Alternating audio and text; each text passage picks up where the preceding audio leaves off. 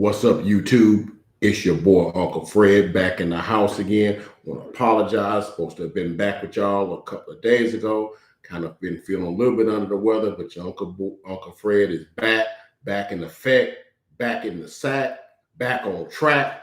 I didn't know I could rhyme like that, but we back at this thing, and I'm going to give y'all a few NFL news. I'm going to give you my reactions from the Monday Night Football game this past Monday, with the Chicago Bears visiting the Pittsburgh Steelers. A good game, but there's a few things about that game that I did not like, and I'm going to talk about that. And also, we're going to talk about who else, Aaron Rodgers and his latest and the things he said, and then how the NFL reacted to him and how I feel about that. And, I'm going to rant about that. A little bit about OBJ and him clearing waivers and the three teams that he's selected or he's cited as teams that would be good fits or teams that he would be desirous of. And we're also going to look at Darwin Cook. Interesting story about Darwin Cook today. And it's kind of, sometimes if you go with the initial, you think one way, but sometimes you just keep digging, you get to the end. And I'm glad that every time that a certain section of society says a certain thing, that people just buy it, hook, line, and sinker. It's good for that to be proven to be false, and it looks like that's what it's going to be. So that's about that. Darwin Cook. That's an interesting story. Something happened all the way from last year, but we'll talk some about that, and then also just a few tidbits on Mac Jones. It's a little interesting story about him and the game they had against the Carolina Panthers, and him maybe leaving a bad taste in the mouth of somewhat of the defensive end of the Panthers, and then the latest on some of the injury updates around the league. So let's get this thing started. Y'all go ahead and like, subscribe, comment, and thank y'all for watching the video. Those that kind enough to watch my videos. I put a lot of these out. Sometimes it's a few people watch, and I like to have more people watching because I think I have pretty good content. I think it's a good product, and I think you should watch. So go ahead and like, subscribe, comment, and become a part and get involved in the Uncle Fred experience. I promise you won't be disappointed. So that's the first thing. Let's start off with this Monday Night Football game. It was the Bears visiting Heinz Field and the Pittsburgh Steelers. And, your boy Uncle Fred, I'm looking at this game and I'm like, man, my Pittsburgh Steelers fans, I need to tell them, hey, man, your team needs to be on watch because the upset bug is riding. She riding because she hit my Cowboys. She hit the Bills, hit the Raiders, hit the Saints, hit the Rams. I mean, it was so many hit the 49ers. They were favored with all the injuries that the Cardinals had. So it was about 5, 6, 7, 8 upsets. And that's why your boy was 5-8 going into the Monday night game. Luckily, your boy won that one. That made me go 6-8 in a 14 game. Still ain't 500. That's probably the worst week I've had as a picker of these NFL games since we've been doing it. But anyway, that's not what we're talking about this particular game. So getting into this game, I kind of felt like, the Bears weren't going to be able to move the football. I felt like the Bears had one of the weakest offenses in the league. I think they averaged about 18 points a game. Of course, the Steelers ain't no better. They're averaging like 18.9, so they're no better. But the Bears' defense has been slacking lately because Khalil Mack hadn't been playing, and then some other their players had been playing, and so I think Akeem Hicks, and I don't think he played Monday night either, but I know Robert Quinn played, and Robert Quinn made his presence felt in that game, not necessarily in a good way. But anyway, the game started off, the Bears won the toss, got the ball, did nothing with it, kicked it off back to the Steelers. Steelers proceed to go 7 plays and 75 yards and and they scored a touchdown with a 10-yard run with Najee Harris. Steelers go up 7-0, just like that, man, just like that. That's how it was. It was just like that. So they was able to jump on them right out the gate, and then trying to find my tab here so I can give you all the scoring drive recap. And so, anywho, yeah, I don't see it. So anyhow, we'll go on. We'll go on. So anyhow, so they was able to do that, and so and of course the Bears got the ball, did the same thing, 3 and out, didn't do anything. Steelers got the ball. They proceeded to go 60 yards on that drive, and it was capped off by a 4-yard pass to my man Pat Freiermuth. Freiermuth, he's one of them guys I like in the NFL because he's like one of these unsuspecting guys you would think magnificent things about, because when he was at Penn State, he was known as this big hulking blocking tight end, but he's turned into he's a big hulking dude, about 6'4", about 250 pounds, 260 pounds, but he has the nimblest feet of a dude that size you ever want to see. He's always able to drag his feet in on catches, acrobatic catches you wouldn't think a guy that size to be able to do. But just like that, it was 14-0, and if for all practical purpose, I'm thinking, man, this thing's over and done with now. I mean, the Steelers have come in and they're going to dominate like I thought they was going to, but then the Bears caught fire, and Justin Fields. I want to say this, Justin Fields. This might be Justin Fields' coming out game. I mean, there's been some games where he had some flashes here or there. But he was like the most sacked quarterback, and a lot of times sacks come from not being able to read the defense or staying in the pocket too long, waiting for guys to uncover, and those types of things. A lot of times, the offensive line just not blocking guys and things like that. It's all kind of factors lead to why guys get sacked. But he was sacked the most of any quarterback in the NFL, and he had only played like 4 or 5 games. So that's telling you something. So anyhow, he starts finding his stride, and he got them going, and they drove down. They got a field goal, and then so that was the score at halftime. It was 14-3, and then they was able to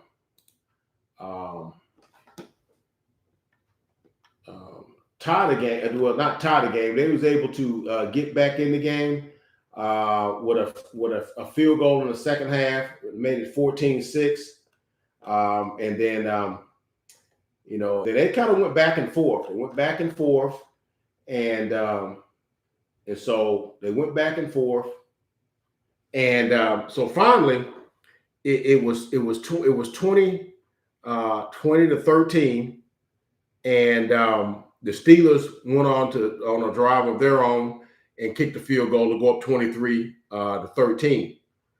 Okay, and then the Bears couldn't move the ball, so they punted it back to the Steelers, to my man Ray McLeod, and he fumbles and it gets picked up, returned for a touchdown. So that made it 23-20.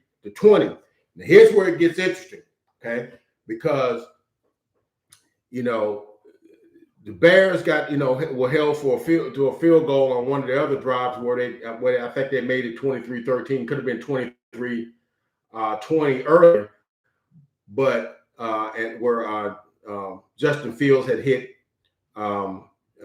Jimmy Graham with a 1-yard touchdown, but then they called one of their offensive linemen for an illegal low block. But the replay definitely showed that he didn't even touch the defender.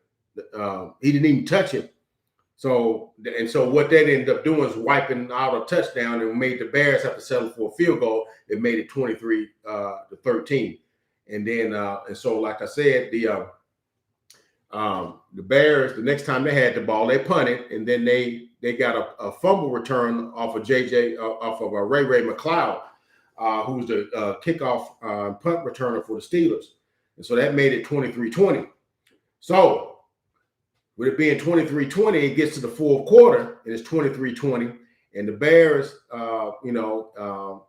kick it off to the Steelers, and they are driving, but the drive stalls at right past midfield at the 47-yard line. They're facing a 3rd and 7 at the Chicago 47, and Ben Roethlisberger is sacked by journeyman linebacker Cassius Marsh, and sacked all the way back at the Steeler 46-yard line. So it looks like the Steelers going to have to punt, but there's a flag. Penalty, flag, taunting, 59, defense, 15 yards, automatic first down. So when you go back and look at the play, guy beats his guy, gets to the quarterback, and sacks Ben Roethlisberger. Okay. And he gets up, does his little pirouette kick. He kind of like stands, walks like to the sideline he's still towards the middle of the field. Now, don't get it twisted. And he looked over at the sideline, and then the referee, Tony Corrente, here's his name again, kind of, if you want to call it absent-mindedly, sort of inches backwards as the guy's walking to his sideline and bumps into him. Then he throws his flag. That's when the flag was thrown. And so when you actually look at the play, a couple things come to my mind, and that, I don't like the taunting penalty, but I know why they kind of did it to a certain degree. I didn't think it was one of the biggest things that the league needed to do to somewhat clean the game up. As Mike Tomlin said, we need to clean the game up. I don't think that was one of the things that needed to be cleaned. Okay. I didn't think that was, it was okay when guys are like in guys, because it could cause fights. It could cause, bench clearing, sideline clearing fights and melees and stuff, because, tensions get high, especially late in games. So I get all that, okay?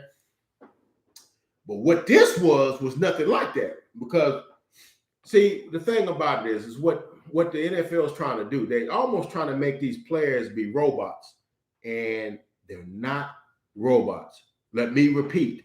These players are not robots, okay? They are human beings with emotions, and they have logic and spatial ability to think too. I get all that, but this is an emotional game, okay? All right. And if a guy's not in another guy's face, if he's not standing over a guy, if he's not, saying something to a guy right at a guy, or spitting the ball right in his face, or first down right in your face, or something like that, or calling somebody some derogatory term right in his face, or something like that, then I don't understand what taunting is. Because what he did was what every other defensive lineman I've ever seen do when they get a sack. They do a little dance, they do their little signature, whatever, and then they do their little whatever, and they go about their business. That's what they do. They've been doing that, okay? Now, talked to a Steeler fan friend of mine today, and he was like, well, he did kind of walk over, and he was looking. I said, well, dude, I was saying it's like 75 feet away from the guy. They're in the middle of the field, because where the ball is spotted at is the middle of the field. The field is 54 yards wide, so half of 54 is 7? So 27 times 3 is 81. So it's 81 feet away, give or take. And then when somebody's looking off in the distance, you don't know what they're looking at or who they're looking at. Okay, I saw T.J. Watt, who I love. He might be my favorite defensive player in the league. That dude's unblockable. He got a sack early on Justin Fields, did his little kick, okay, and then kind of turned to the sidelines and did this thing.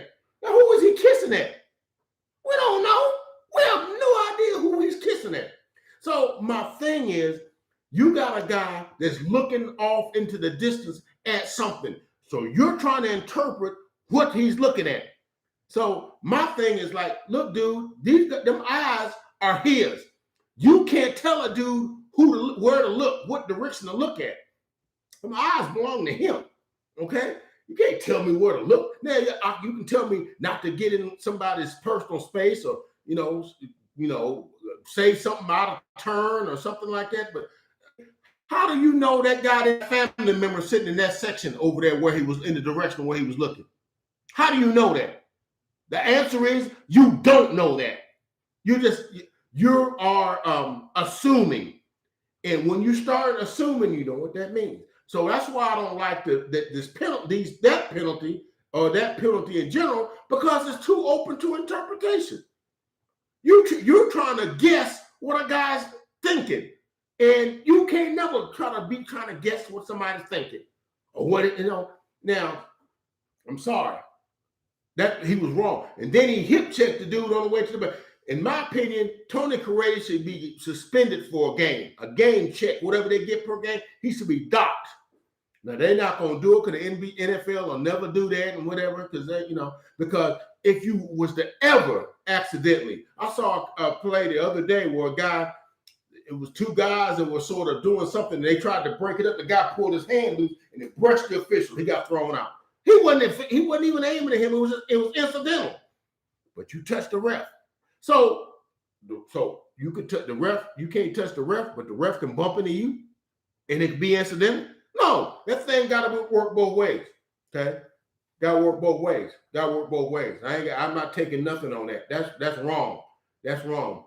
And the Bears got a bunch of bad calls in that game against them and whatnot. Now, it ain't the only reason they lost. Now they got some, because they ended up with 12 penalties for 115 yards. And everything. So anyway, that led to the Steelers getting a field goal and going up 26-20. But then my boy Justin Fields took the Bears on a 7-play, 75-yard drive with about 3 minutes going on the clock. And the big play was a third down, 39-yard pass down the sidelines to Allen Robinson, getting it down to like the 15, 16-yard line. And on the second play, he goes in the end zone 16 yards to Delroy Mooney. Touchdown, extra point by Santo. Good. Bears lead 27-26. There's about a minute and a half left. And I'm like, what? The Bears is going to beat the Steelers? But Ben Roethlisberger said, no, man. I've been at this thing way too long for that, man. Been at this thing way too long. So he goes, it was aided by about, and that's why I've said, Robert Quinn, number 60. I'm probably going to need you to kind of, when you line up on your defensive stances, can you maybe be, I don't know, maybe 2 yards off the ball so that you don't line up offside like every other play? They kept getting first downs, offside encroachments with him. And those are just ignorant plays, okay? And so, yeah, the refs did kind of mess you up, and it definitely took 7 points off the board that had you settled for a field goal, and it also aided the Steelers in getting a field goal late. But make no mistake about it, they were offside several times. There were several, like 12 men on the field, false starts, illegal use of hands. There was a ton of penalties in there that they had nothing to do. They were legitimate penalties. And most time referees get it right most of the time. It's just the glaring ones, and then you making subjective calls, at the wrong period of the time. So Ben Roethlisberger goes down and aided by a pass interference and aided by 2 encroachment calls by Robert Quinn. They're able to get a field goal by Boswell, and they go up 29-27. Okay, but there's about 30 seconds left in the clock. And I'm gonna tell you something. Justin Fields did just about everything right. He got 8, 9-yard passes, got guys out of bounds. He was poised, spiked the ball when he needed to, and got one pass batted down. I think that was the thing that maybe that saved the Steelers, because had they gotten that play off and gotten maybe 4 or 5 yards closer, then the outcome might have been different. So they had to settle just inside midfield for the field goal. I think it was a 66-yard field goal, and it was just a little short. It's about 3 yards short. But I mean, if it had been 60 yards, it'd have been good. And the Bears would have won 30-29. Okay. But the Bears, I mean, the referees helped them out some. But the Bears were kind of their own worst enemy, because some of those penalties were just being reckless and being undisciplined, and kind of cost themselves. And when they had a chance to get a stop, they jumped off sides twice and had a pass interference. Then they let Johnson go right by him when you're in kind of like prevent, where you can't really give up any yards. And they let Deontay Johnson go right by him for like a 22 yard. It was a 22-yard completion that kind of set it up and got them like real close to field goal range. And I'm like, dude, how you have a coverage bust at that time of the game? So the Bears, and what's just upsetting about that is they spoiled a great game by Justin Fields. Justin Fields was, as I said before, was 17 out of 29 for 291 yards and 2 touchdowns. Did have 1 interception. But anyway, the Steelers won that game 29 to 27. And like I said, it was a very well played game, aside from the penalties and the referee inserting himself where he didn't need to be, which marred the game, which would have been a very close, tightly competitive game and whatnot. So the Bears lost, Steelers win, so that makes my record 6-8 for the week. So I'm upset about the officiating in that, and I hate that they spoiled probably the best day that Justin Fields had. He had 291 yards passing, 8 carries for 45 yards rushing. Had a great overall game. Stood in the pocket, made his throws, was poised, was under control, and was calm. The Steelers threw the kitchen sink at him, and he handled it. If that kid continues to play like that, Bears going to be all right. If they can put some things around him, get his offensive line solid, maybe give him one more good weapon, maybe a good running back, the defense get back to where they're supposed to be with Quinn and Khalil Mack and Keem Hicks and them guys, and Eddie Jackson and all those guys, playing at the level that they're supposed to be playing at. Roquan Smith, all those guys, then we'll see, where they're at. But Steelers win. They go to 5-4, and that AFC North is tight. They tight. They 5-4. Browns 5-4. Bengals 5-4. And I think the Ravens are 6-3, if I'm not mistaken. So she tight. All right, so enough of that. We did all that. So let's go into our other news. And of course, the news of the day, Aaron Rodgers. Okay, so we know Aaron Rodgers did what he did a couple of days ago. Got himself sick, got himself in the protocol. And we know all that stuff and what he said, who he was quoting. I'm not going to rehash all that stuff. But the latest developments is now maybe you didn't know, but there had been some backlash to what he has said and what he's done. So here we see Green Bay Packers quarterback Aaron Rodgers and wide receiver Alan Lazard. Now, they were both fined by the NFL for violating the league's safety protocols. League officials launched an investigation to the Packers' adherence to safety protocols after Rodgers, the league's reigning MVP, tested positive. So these fines are a result of attending a Halloween party. See, the thing is, don't get me wrong. I'm going to say what I got to say on this too. Now, I'm not a pro-vac or anti-vac, because I think people need to make decisions based on what their convictions are. If you don't have a problem with the vaccine and you want to take it, fine. I'm not knocking you. If you don't want to take it, and think that, but understand this: if you don't take it And understand it's just like in the workplace. It's like in my workplace where I work. If you're not, then there's a different set of rules you got to adhere to. It's just what it is. A different set of rules you have to adhere to. And the rules are specified. And they was gone over before the season started. Look, we're not missing games. Last year, everything was in a scramble. Wasn't no vaccine. Wasn't anything. No, we never heard or seen no COVID, any of that. We never seen no disease. Okay, so basically flying by the seat of your pants. So after a year, you had some time to process, put some rules in place, some protocols in place, some directives in place. This is what we're going to do. Now we got a vaccine. If you want to take that, that's a precautionary thing. Now, in order to protect our product, if you're not vaccinated, this is what you got to do. You got to do these things in box 2. If you're non-vaccinated, you got to do these things in box 1. And one of the things in box 1 is that you have to avoid gatherings outside team facilities of like clusters and big groups of people. I don't know what the size or whatever it is, but they say you have to avoid that because that increases your susceptibility to, acquiring, the disease. So with that in mind, you taking it into your own. There were several players in the league that said they weren't getting it. Kirk Cousins, said it, religious reason he wasn't going to do it.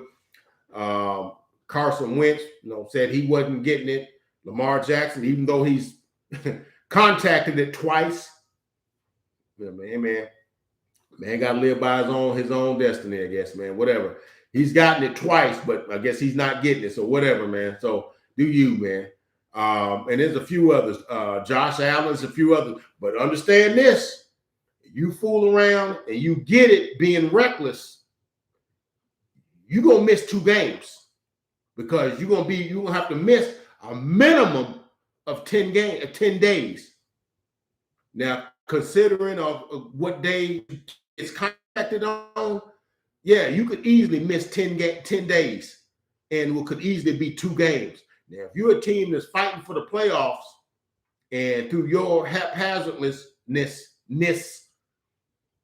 and you come down with this and you decide, hey, I'm willing to do all these things because I don't want to get the thing. I don't want to get the vaccine. I want, and you end up getting it. You have to fall into the second batch and you cause us to miss or lose a couple of games because you're not there.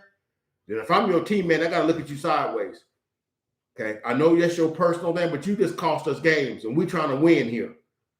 And so, no, I'm not saying he should have been one thing or the other, but if you're not going to be, then you need to do the things you're supposed to do, provided with what status you are. And I stand by that. Whatever the thing is, if you're vaccinated, you go by the rules of the vaccinated. If you're unvaccinated, you go by the things of the unvaccinated. Okay. It's just simple as that. Okay.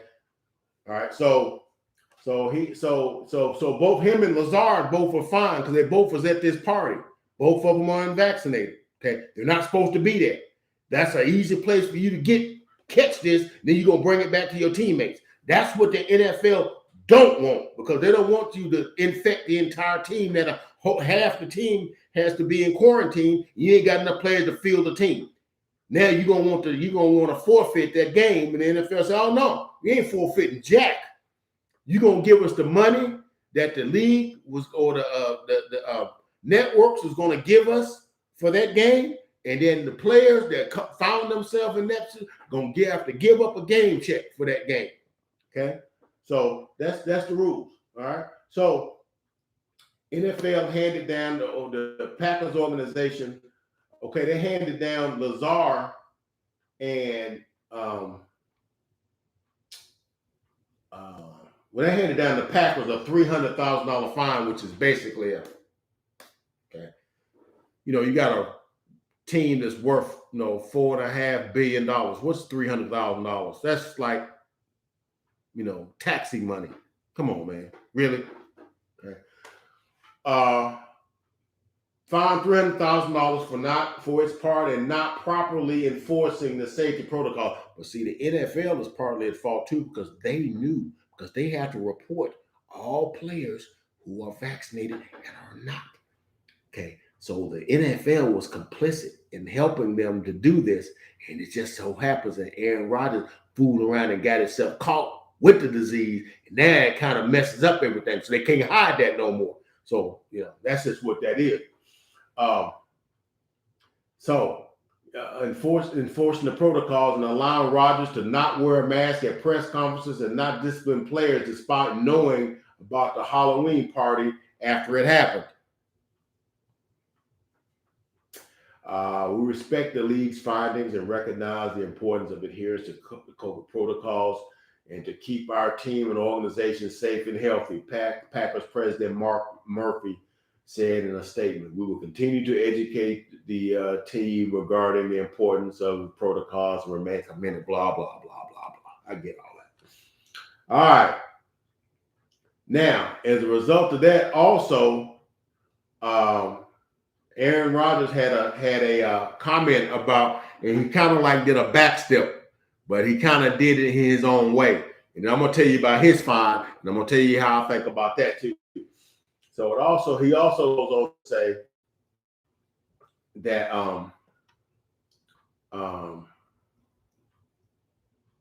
in August, Rodgers told everybody he had been immunized. We know about that, but he went on Pat McAfee's show and said that discussed his decision not to be vaccinated and earlier comments made on the subject. He says, "I shared an opinion that's polarizing," Rodgers told McAfee, a former NFL punter and kicker who garnered a wide audience commenting on sports. He said, "I get it, and I misled some people about my status, for which I take full responsibility, all right, of those comments. But in the end, I have to stay true to who I am and what I'm about. I stand behind the things that I said." So is that really an apology? Because basically said, if some people had some issues, about,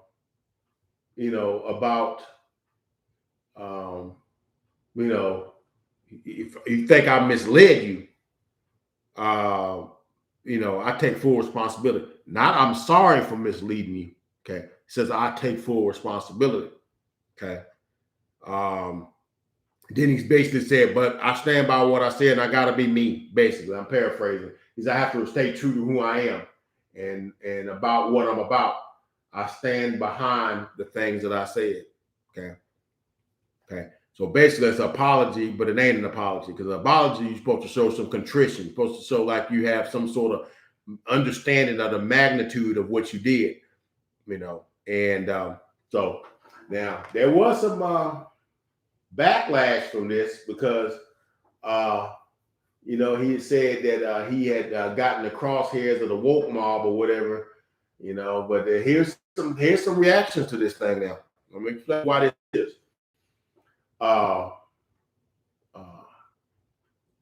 Over the weekend, Wisconsin-based Previa Health said it has ended its 9-year endorsement deal with Rodgers.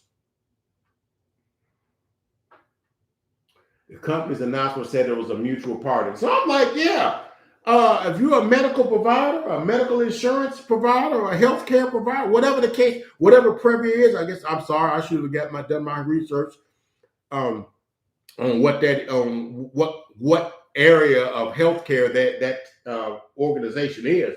But how you going to endorse a guy that goes outside the mainstream of medicine and medical treatments and tries some backwater, off-script, renegade medical treatments for something? I can't endorse you because you're reckless. You know they weren't going to endorse him.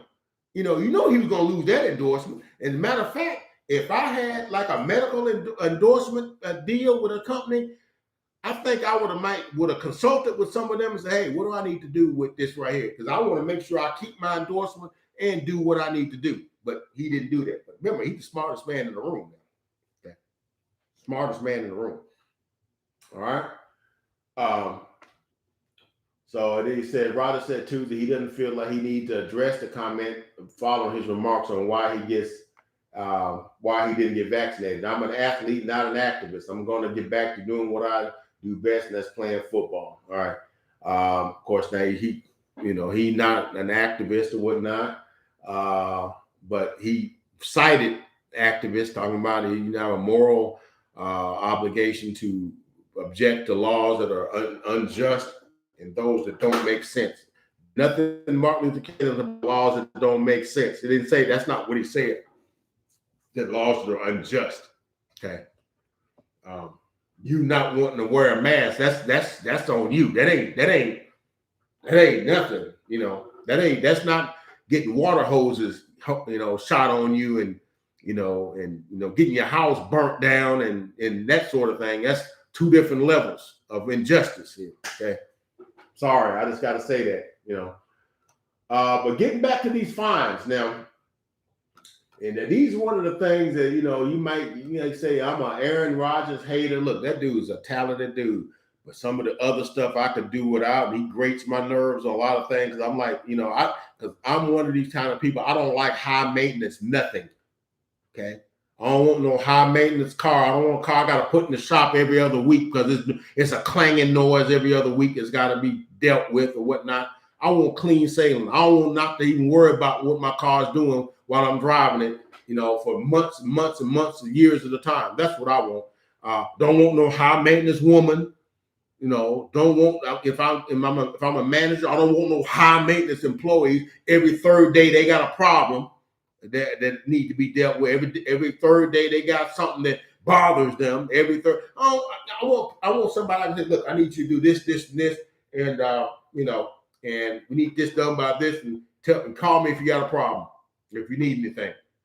And they go, and they do their job, and they report back and say, I got this done there. What else you got for me? That's what I like. So in my players, I like low maintenance players. I don't like whiny, complaining, always got something to say. I just don't like those kind of those guys they grate me. They just do. So yeah, I like Aaron Rodgers. But why just for a minute, just compare him to Tom Brady. He just do what he do, don't complain, don't gripe, don't complain, do none of that stuff. He just play. Okay. He don't show up his guys on the sideline. He not, he's not belly aching about this or whatever. He was in one of the most rigid organizations known to man in the New England Patriots. He never heard a peep out of him. He just did his job. Okay. And this buffoon is like whining about every little thing. Why is this? Why I can't get your help? Why I can't? And that's like that.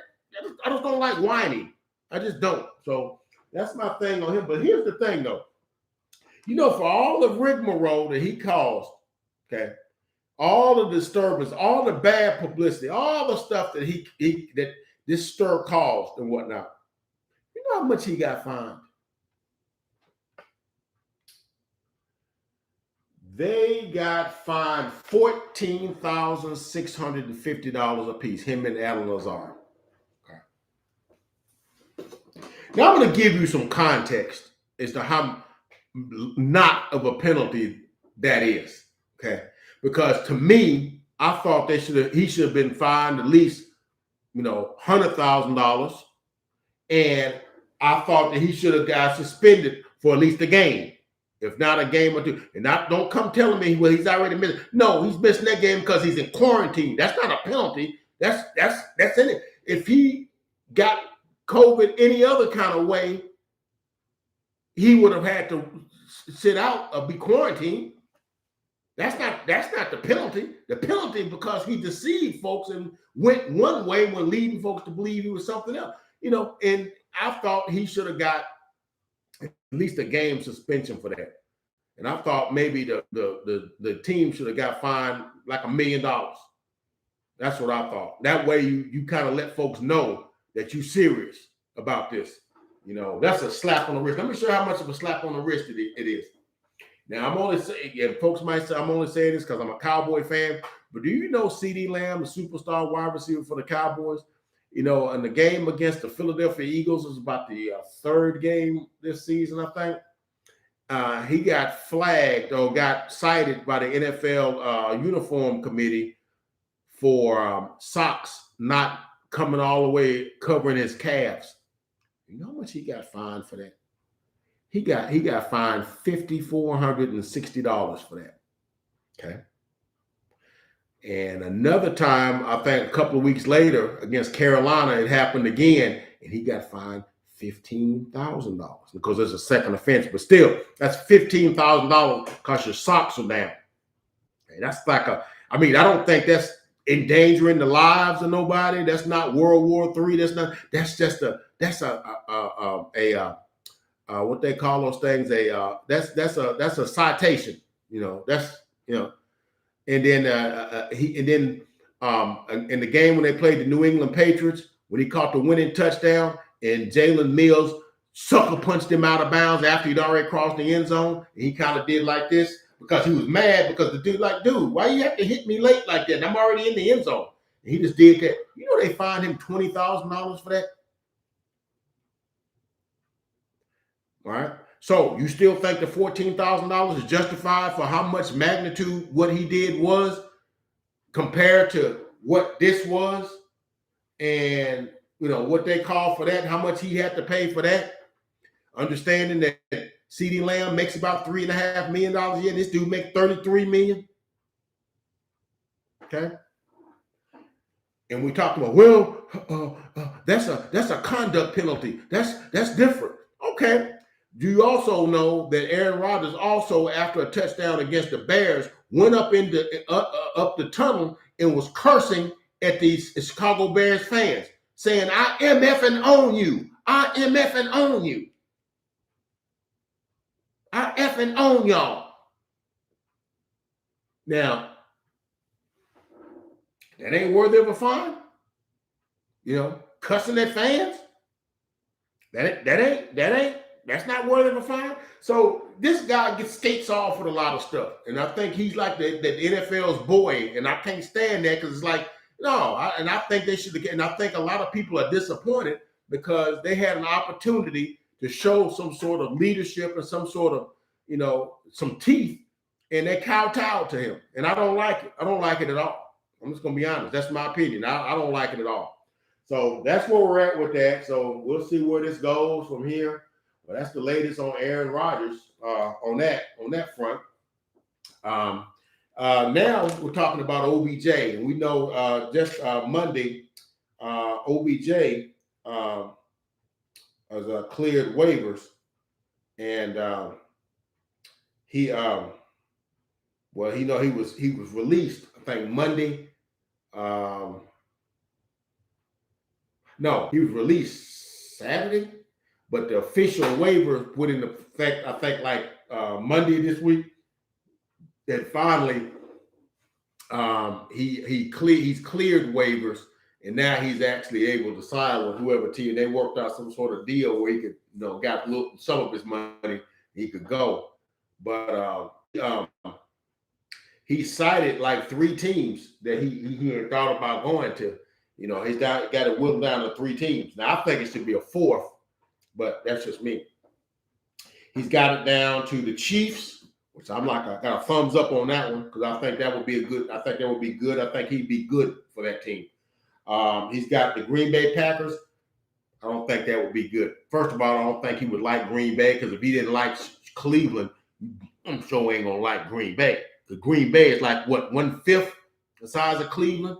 He's asking about if they got restaurants out there when he was leaving New York to go to Cleveland. Basically, the biggest thing they got in Green Bay is maybe an Applebee's. I'm sure they got some nice restaurants. I'm just being funny right there. Don't hate me, Green Bay fans. I'm just talking junk. But I just don't see him fitting in the Green Bay. And then, like I always said, I don't think 2 divas can be on the same team. I just don't. Somebody got to be the alpha. Somebody got to be the, hey, this is what we're doing. Shut the heck up. Let's get this thing done. Somebody got to be that dude. And neither one of them is that dude. They're both whinies, both of them. So I don't like him in Green Bay. Now, if Aaron Rodgers was more like Tom Brady, was more like that, I'm trying to think of some more guys that I think are good, what I call good alpha leaders of teams. You know, I mean, I think Aaron Rodgers is more talented than both of them guys, way more talented than not say not way more, but he's more significantly more talented than Dak is, and I think he's even more talented than Brady. Brady's more accomplished because Brady has that other gear, intangible, gear that Rodgers don't quite meet up to. He don't quite have that, and that's probably some of the catalyst behind him not winning no more than he does. But anyway, he's eyeing Kansas City, Green Bay, and New Orleans. Now, New Orleans, I think New Orleans could be a long-term play because I think he could go to that team and build something. Once they get Jameis back, be next year. I mean, that's probably. I mean, I don't know. They could go to the playoffs this year. They're in playoff contention right now. I just don't know with Trevor Siemian how far they really can go. But I mean, once they get Michael Thomas back next year and get Jameis back, and you got Kamara and Ingram in the back. I mean, that they could do some stuff with Sean Payton. You still got Cameron Jordan, Davidson, Marcus Lattimore. I know y'all thought I was going to forget his name again. So the defense is solid. If he goes there, they could build something. They could be in contention for several years, okay? And Sean Payton is a strong leader, will not take any foolishness from Odell, okay? He's not letting him run over him like, no, bro, this is what we're doing. Now, either put up or shut up, So that's what Odell needs. I know that, no, we ain't putting up with that foolishness. We're not putting up with that. That way he knows, hey, this is what we expect. Go out and get it done.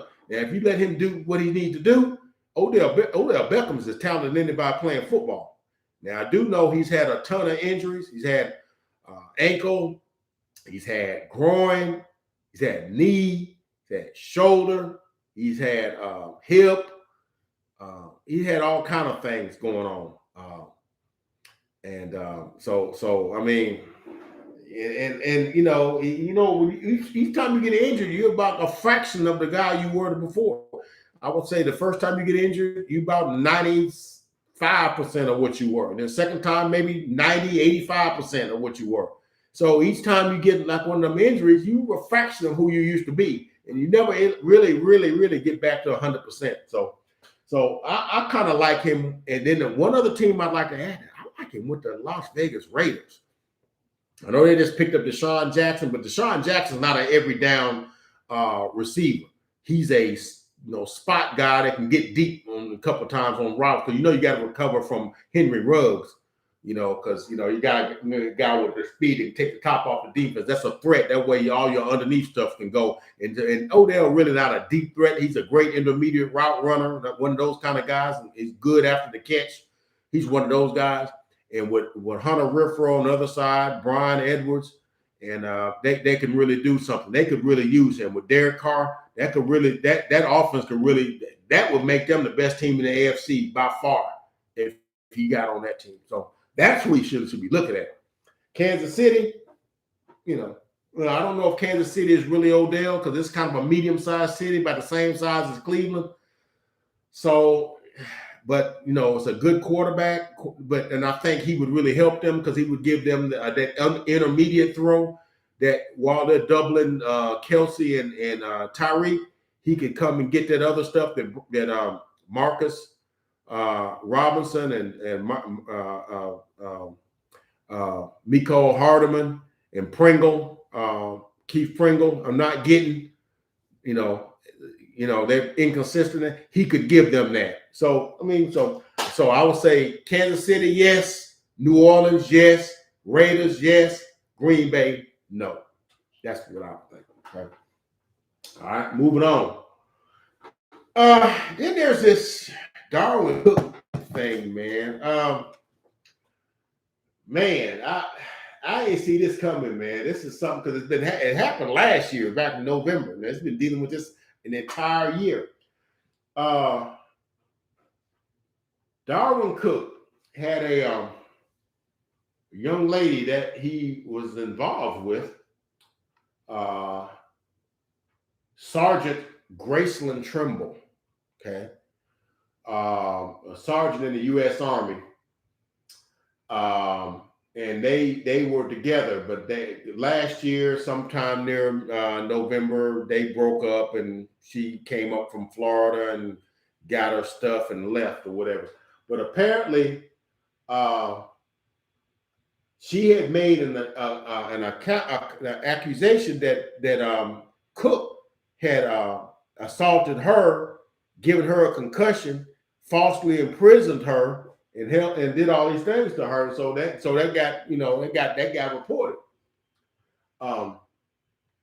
So Dalvin Cook's attorney, Dave Valentini, says that the NFL star was a victim of this case after the woman, who I just mentioned, Military Sergeant Graceland Trimble, assaulted him and two other people at the residence, according to a statement.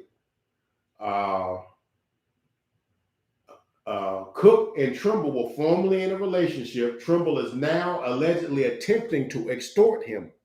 Okay. While Trimble asserts that she was the one in prison, Valentini's statement disagrees. She alleges that she illegally entered the home. And I've understood, I read a couple of other articles on that. Apparently, she still retained the garage door opener from his home, and was able to enter the residence because she used that and entered the residence. And when she came in, she, assaulted them, sprayed mace on them, and went into the while they were kind of like despondent. She went into the room and knew, since she used to live there, she went and got a gun and held him at gunpoint. So she entered the home, assaulted Cook, then maced him and his guests in the face at gunpoint. At gunpoint, Trimble held all three victims for the next several hours.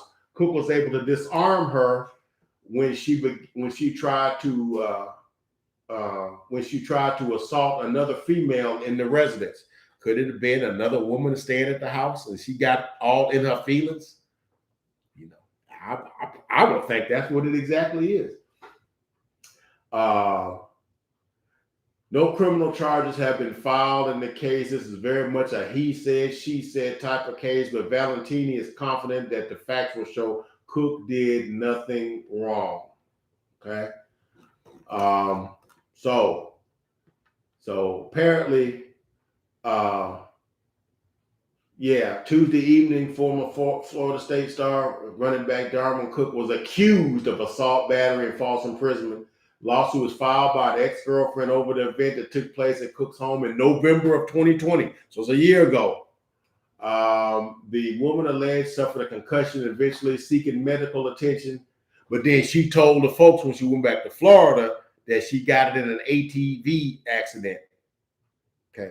See, when you get hurt doing something that you didn't have no business doing, then you got to lie and say how you got hurt because you don't want folks to look at you. Man, you ain't had no business doing that. So she said she got hurt in an ATV accident. To saying, oh no, I got knocked in the head because I was trying to extort money from Darwin, and I got knocked in the head. Because I believe that if you're in the pursuit of doing somebody in, breaking in somebody's car, breaking in somebody's house, and you get knocked in the head, knocked out, busted over the head or whatever, that's what should have happened to you. I'm sorry. You pursued an activity that was detrimental to somebody else willingly. So you take what comes with those cards when they turn them over. Okay. So but usually that ain't how this thing goes. Because usually, I'm not trying to, start no trouble here, but usually when a woman says a man did something, it's cut and dry and it's a closed case. It happened. And it's a hard time for you to prove that it didn't happen. Okay. So if this gets proven the other way and she's just some crazed, money scrabbing, whatever, heifer, whatever, then I'm all for that. Get her, make her, send her butt to jail, get her court-martialed, get kicked out the military. Because if it had been a dude, you would have did that. So yeah, that needs to happen. Sorry, but that needs to happen because too many times that get done and you just go with it because she said it and you just go with it. And that don't need to happen. I'm done. I'm hoping Darwin prevailed in that. If that's what happened. Now, if he did hit her in the head and she was just coming to get her stuff, then you wrong, bro. I'm like, I don't go for wrong in no way, shape, form, or fashion. Okay. All right, next, this is Mac Jones thing. All right, apparently, New England beat the Carolina Panthers 24-6 last Sunday's game, but apparently in the first quarter, this dude, Brian Burke, sacked Mac Jones in the first quarter, and then apparently Mac Jones grabbed his ankle, and they talked about it on Undisputed. They went back and forth. I saw the play. Did look kind of funny looking, but when you see from the angle from which Mac Jones got sacked, because let's say you got sacked and the ball got knocked out of your hand, and the guy that fell on top of you gets up and is trying to run, you would be thinking that he's getting the football. So all he did basically was grab his foot and keep him from going to get the football. He didn't see that the ball went up ahead because he's on the ground. So he don't see where the ball is. He don't know that dude has it or don't have it. And I'm like, and so what he tried to assert was that he tried to hurt my ankle. And I mean, that's just the result of it. I think he just, and of course, now I've heard like a lot of NFL players say, man, you don't want to know what happened in them scrums when the ball is loose. You do not want to know what happens in them scrums. There's guys getting punched in the package, eyes gouged, spit on, farted on, kneed in the groin, pushing their nose into that, up in their face or whatever. All kind of things is going on while they're trying to gain possession of that football. It's like a no man's land in there. So to me, it's kind of rich that a big defensive lineman is crying to the little quarterback, "Oh, you hurt me. You tried to hurt me in the scrum." So me, I'm always for the little guy. So when the little 98-pound weakling punched the big dude in the mouth, I'm laughing. I'm like, what the heck you get for trying to bully the little guy? So, I'm like, I mean, whatever. Crime River burns. I'm not having that. And I'm not because I'm a Roll Tide guy, whatever. But I know Shannon Sharp said, yeah, if I fumble the football, I'll be daggum. I'm gonna let you go get it. Yeah, I'm gonna hold you, keep you from getting it. When you watch the play, he's trying to run out, and he's basically pulling Mac Jones down the field, and it just looks funny. It's just weird looking, but it's what it is. So that's just my assessment of it. Now, if Mac Jones did have some ill intent on there, shame on you, man. And then karma's gonna come back and get you, man, if you did that intentionally, to hurt that dude or whatever. Now that's but I've been seeing this dude 3-4 years in Alabama. He never seemed like that kind of guy, but who knows, man. Year and a half and year in New England, who knows? That's maybe where he turned out. Then here's some shorts. Sammy Watkins is back at practice, wide receiver for the Baltimore Ravens. He's listed as questionable and could be cleared to play, which is going to strengthen my pick segment, which is going to come up right at the end of this. So this will be the first week that Lamar Jackson will have all three of his starting wide receivers. That meaning Marquise Brown, Rashawn Bateman, and Sammy Watkins. It'll be the first time all three of them will have played all season. Look the heck out, man. And then they got them three guys playing, and you got Mark Andrews playing. Okay. Yeah, man. And Devontae Freeman and the other guys, and you still got Le'Veon and Latavius Murray and all those guys, man. You got like a plethora of offensive weaponry, man. Good luck stopping them this week. And that's tomorrow night. That's the game tomorrow night. Woo! That's gonna be fake. That's gonna factor in tomorrow night's game. And then we got Russell Wilson, still on the injured reserve list, but is practicing and is looking good. Don't have a glove on. Very much is anticipated that he's going to play this coming Sunday. in the game against Green Bay. And if he's a GO, that's going to influence my pick in that game.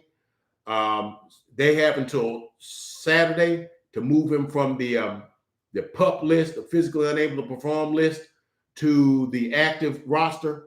And also Chris Carson is also active also. So basically, if Russell Wilson is back, and then you got Carson in the backfield, and you still got Lockett and Metcalf and Disley, yeah, I think Seattle can make a run at this thing. So we'll see about that. But that's all the news I got for today. Now, going back to this thing, and I know I'm kind of rehashing stuff, and going back to this Aaron Rodgers thing and this protocol measures and stuff. Now, the people realize or think that, oh, the NFL is just doing. I even talked to a guy who works. Man, the NFL guys, the owners and stuff, they ain't really miss no money.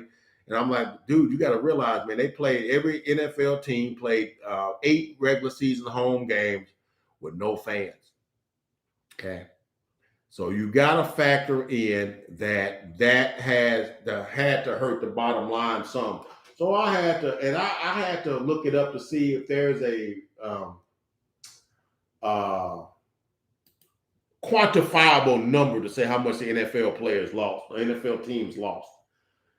So it says right here, and this is from the NFL. NFL teams lost almost $4 billion in revenue last season, and it came out to a figure that says each NFL team, all 32 teams, lost an average of $100 million in revenue. Okay. So that means we're talking about 320, 330, 32, 33, 3.2. I'm sorry, I got moved my decimal point. Talking about 3.32 to 3.8 billion dollars. So you know what that's the equivalent to? That's the equivalent to the NFL losing a franchise. Okay. That's like the NFL due to the COVID protocols and the COVID, missing games and things, whatnot. That's the equivalent to them saying closing up shop with the Jacksonville Jaguars. Okay. And saying, you know what, we're gonna eliminate that team. That team probably worth about $4 billion. So that's the equivalent of them losing a team of the 32. Okay. So that's what that's like. And factor this in, the NFL players didn't miss a check. Okay.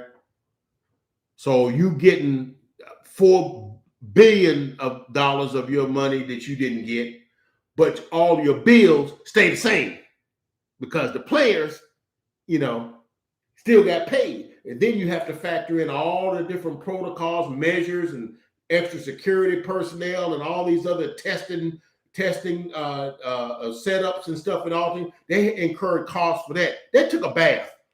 So yeah, they're gonna protect their product. That's why these protocols are in place. Now, if you don't understand that, let's understand this. If somebody took a tenth or a fifth of your money, but then they magnified your bills, wouldn't you try to make that so that wouldn't happen again?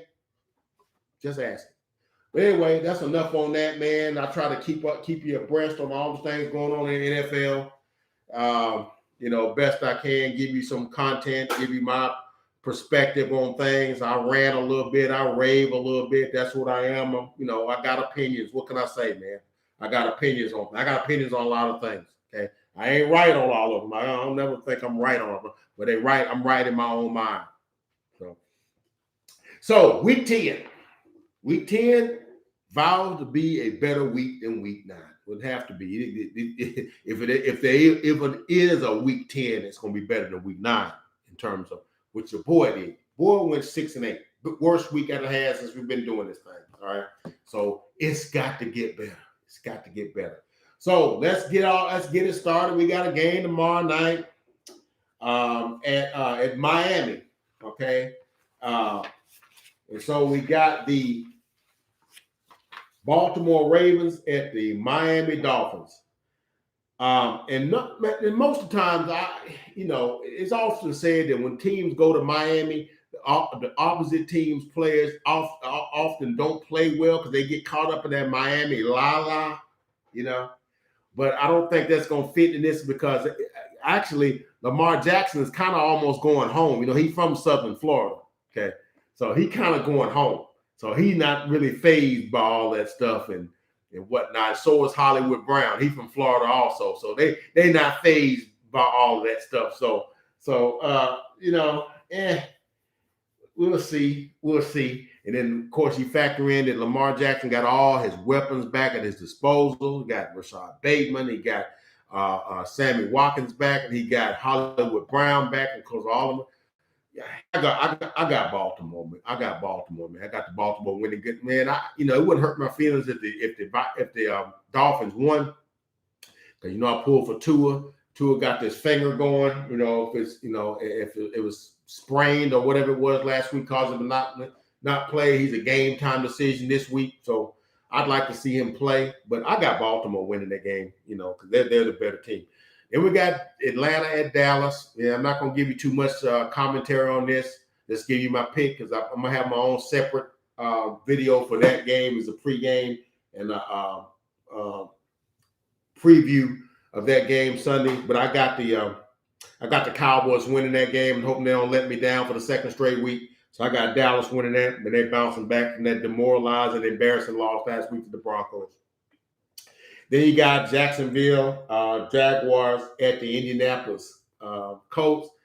Jaguars, fresh off of that 9-6 upset of the Buffalo Bills, roll into Indianapolis with their sights on a second consecutive upset, and not so fast, because I think that the Indianapolis Colts, even though I don't really care for them, I'm not really a Carson Wentz fan, but he is playing better. That team is very good, with the wide receivers. I think T.Y. Hilton is going to be back.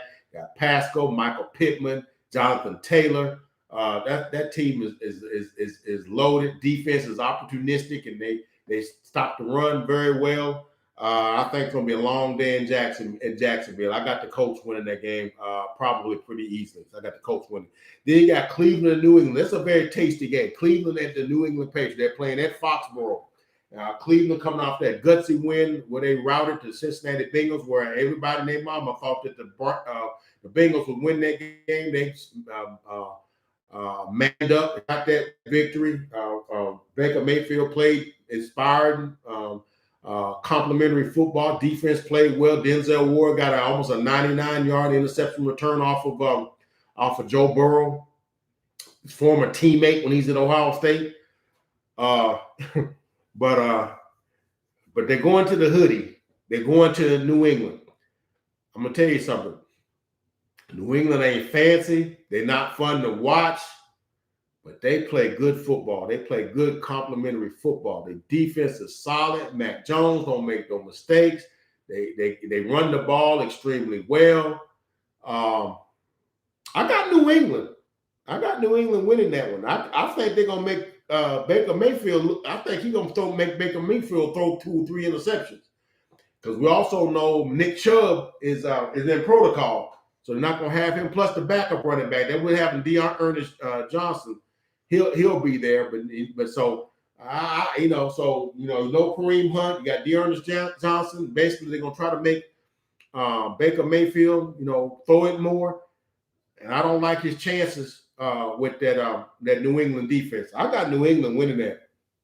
I got New England. Then you got the Buffalo Bills and the New York Jets. Surely the Bills can't lose twice to very much undermanned teams to them. Surely not. Surely not. I got the Bills winning big, 35-7. They get some get back. They make the Jets pay for what happened to them at Jacksonville last week. So they get some get back and the Bills win. Okay. Got Detroit at Pittsburgh. Detroit Lions 0-8, Pittsburgh 5-3. Playing at Heinz Field. Okay. No. Basically, Detroit Lions, they played good for about six games of this 8-game season they've had. Played in every game. Last couple of games, they kind of like, you know what, man? What's the use, man? This season's over. Pittsburgh starting to find their stride. Their defense is flying all over the ball. T.J. Watt, defensive player of the year so far, in my opinion. Best defensive player in football. It's a bad dude, man. Pittsburgh wins this game. The New Orleans Saints at the Tennessee Titans.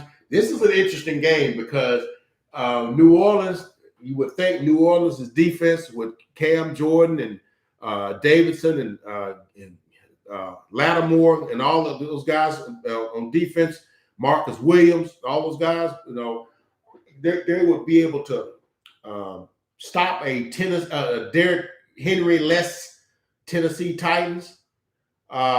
But when you're going against that team and you got Trevor Siemian and you basically kind of devoid of wide receiver talent and really don't run the ball that well. I know they got Alvin Kamara and Mark Ingram. Mark Ingram kind of like a little past his prime. Oh, Todd, you're a little past your prime, bro. But Alvin Kamara is more of a pass catching running back. I went back and forth on this one. I went New Orleans. I said, New Orleans, their defense, I said, but they're going to be able to score because if you can shut down the Rams and their high-powered offense, you're going to have problems with New Orleans? I think not. You got problems. You confused Matt Stafford. You're going to have problems stopping Trevor Siemian. So they're playing at Nashville. So I got the Titans winning that one, and they're going to 8-2. Titans surprisingly, man, may win this thing going away, man, where they can coast the last. Maybe they can get Derrick Henry back into the season, maybe, and they still be in kind of contention. So I got the Titans winning that. Tampa Bay at Washington at FedEx Field.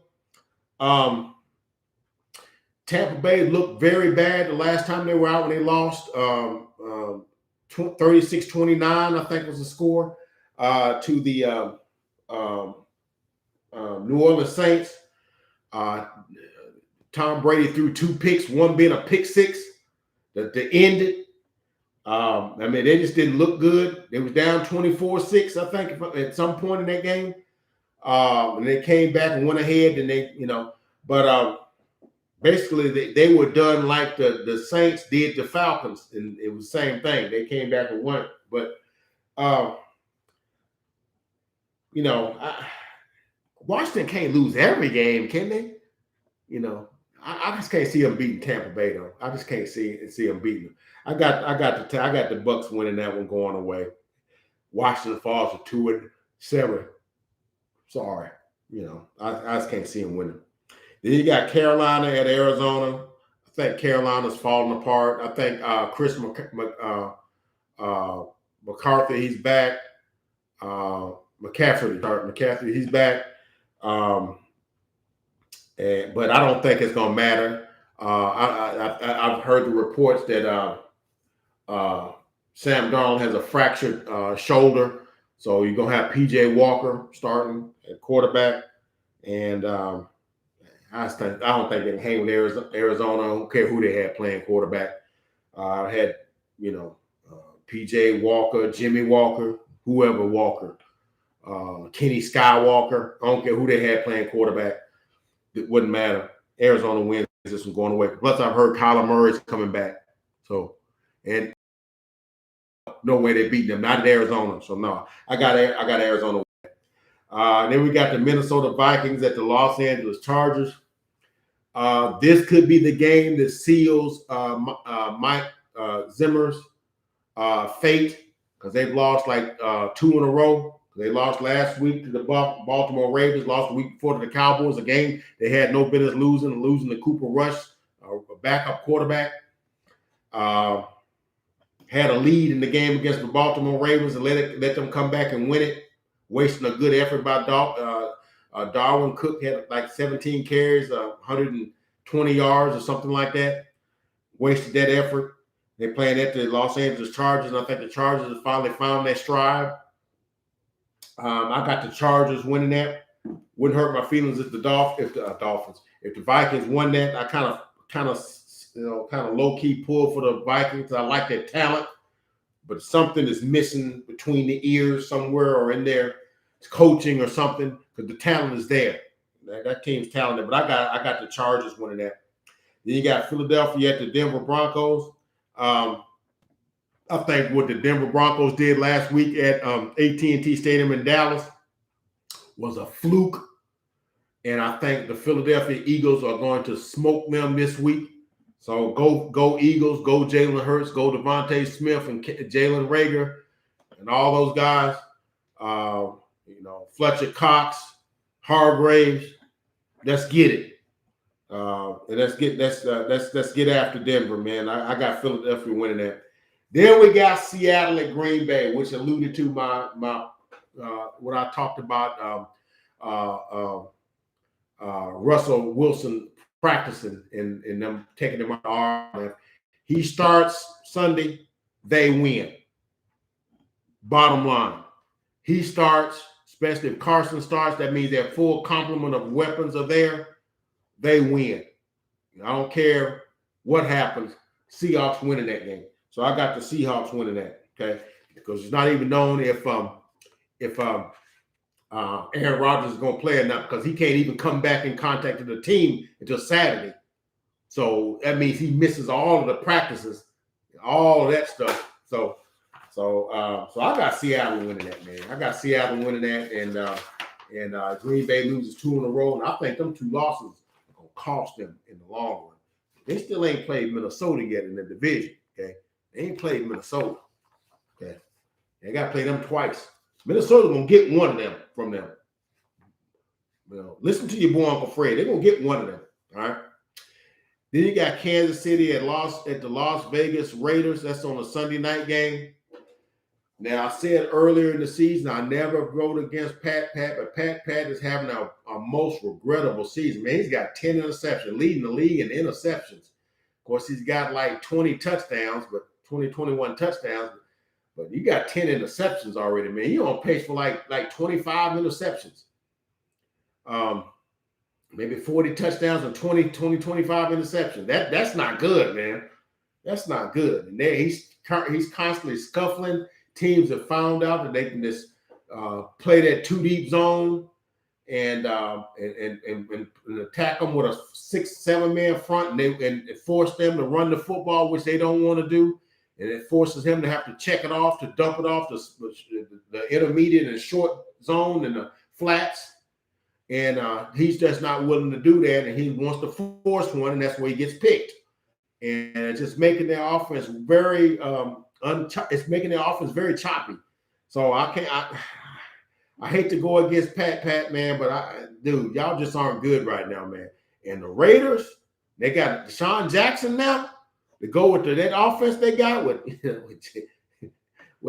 Brian Edwards.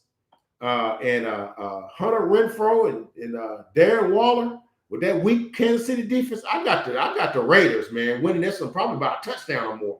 So I'm sorry, Pat. Usually you my guy. I'm still with you, but y'all not having a good season. You got to prove that one to me. Then we got for the Monday night game, we got the Los Angeles Rams at the San Francisco 49ers. Now this also might be a game that Kyle Shanahan might be defining his future, because they have not played well this season. They lost the game last week when the Arizona Cardinals didn't have Kyler Murray, didn't have DeAndre Hopkins, didn't have DeAndre Hopkins, didn't have A.J. Green, and didn't have Edmonds after like the first quarter, okay? And they got dominated. Offense, couldn't stop. They went up and down the field on them. I beat them by 2 touchdowns. So, dude, you on the hook, man. Kyle, you on the hook. And the Rams, after getting flayed last Sunday night by the Tennessee Titans, yeah, you believe they got you in the crosshairs right now. So I got the Rams winning that one. So let's see what happens this week. Those are my picks for this week. So I hope your picks are better this week than they were last week. So once again, please like, comment, and subscribe. Participate in the Uncle Fred experience. I guarantee you won't be disappointed. Try to give you best content on the NFL, the Dallas Cowboys, and Alabama Crimson Tide, and most NFL and sports news. I try to give you the updates and all the latest news and the developments in that best I can. And I continue to promise to give you that good content and give you a little story and a little attitude and when I can. and make you smile, make your day. I'm going to try to do that. Hit that like, hit the subscribe. Thank y'all for watching the video. And we're signing off. It's Uncle Fred. May God bless. Take care. See y'all in the next video.